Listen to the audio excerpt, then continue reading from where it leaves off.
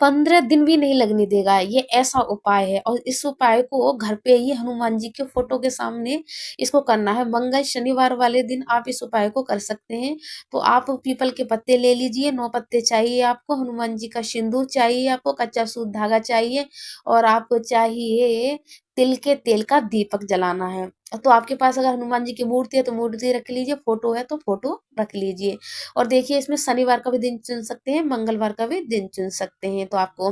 और मैं आपको एक और बात बता देती हूँ, ये एक मिस के लिए नहीं है, अगर घर में कोई बीमार है तो उसके लिए भी कर सकते हैं, कोई जॉब वगैरह से परेशान है उसके लिए भी कर सकते हैं, कर्जा है कर्जे के लिए भी कर सकते हैं, या अपनी मनपसंद शादी के लिए भी कर सकते हैं। आप जो चाहते हैं, आपके मन में जो चल रहा है, हम हर एक उसमें आपको ये सफलता दिलाएगा ही दिलाएगा, लेकिन सिर्फ अच्छे कार्य के लिए, इसके लिए नहीं कि हम किसी का बुरा कर रहे हैं, उसमें हनुमान जी बिल्कुल भी साथ नहीं देते हैं। तो हमेशा इस उपाय को अच्छे काम के लिए यूज करना है, क्योंकि बुरे में ये काम बिल्कुल, ये बुरे में असर बिल्कुल भी नहीं करेगा, क्योंकि हमारे हनुमान बाबा बुराई में बिल्कुल भी नहीं चलते, हमेशा अच्छाई में चलते हैं, हमेशा उस सबका अच्छा ही अच्छा करते हैं। तो उससे पहले देखिए बाबा के दर्शन कर लीजिए। और सभी को बाबा अच्छे लग रहे हैं तो कमेंट में सीताराम जय बाबा की जरूर लिखना बाबा के लिए। तो देखिए मैंने अपने लिए 9 पत्ते, क्योंकि ये उपाय सिर्फ 9 पत्तों का होने वाला है।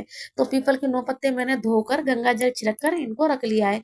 लेकिन इनमें से जो पत्ता खराब है मैं इसमें से वो पत्ता निकाल दूंगी। तो इसमें 2 पत्ते खराब हैं तो उसे मैं निकाल दूंगी। तो देखिए ये वाला पत्ता खराब है, तो इसमें से मेरे 2 पत्ते खराब हैं तो 2 पत्ते मैं निकाल दूंगी, बाकी मेरे पत्ते रह जाएंगे 9। तो इन 9 पत्तों का हमको, और देखिए छोटा सा है, कोई ज्यादा बड़ा भी नहीं है ना, इसमें आपका कोई ज्यादा खर्चा आने वाला है। अगर जैसे आप सुबह को करोगे तो आप इस पीपल के पत्तों को आप रात को भी तोड़ कर रख सकते हैं, पानी में भिगोकर इन्हें छोड़ दीजिए। इस तरीका से ये पत्ते ताजे रहेंगे। और दिन बता दिया मैंने, शनिवार को भी कर सकते हैं, मंगलवार को भी कर सकते हैं। तो आप 2 शनिवार कर दीजिए या 2 मंगलवार, या शनिवार और मंगल कर दीजिए, 2 हो ही जाएंगे। तो आपको इनका क्या करना है, इसमें तो 9 पत्ते निकालने हैं, या अपने जैसे आप 9 ही पत्ते लेकर आए वो लेने हैं। और हनुमान जी के आगे आपको दीपक जलाना है तिल के तेल का। और इन पत्तों पर आपको थोड़े चावल रखने, अपने कार्य को, जो भी आपका कार्य है वो बोलते हुए और हनुमान जी से विनती करते हुए, और गतिमान सीताराम, इन तीनों का नाम लेना है, हनुमान जी, गतिराम, सीताराम।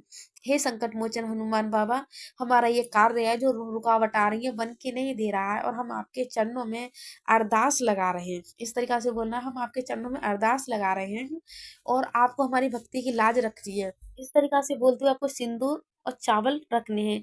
सिंदूर हनुमान जी के बदन पे लगाया जाता है क्योंकि वो इससे बहुत ज्यादा खुश होते हैं, तो हमें उनको खुश करना है और इस तरीका से हमें अरदास लगानी है। और इस पीपल के पत्ते पर आपको यहाँ नीचे छोटी सी जगह में आपको लिखना है ओम श्री हनुमते नमः। आपको 9 पत्तों पर नीचे लिखना है, जैसे चावल रख दिया है, सिंदूर रख दिया है, इसके नीचे लिखना है ओम श्री हनुमते नमः।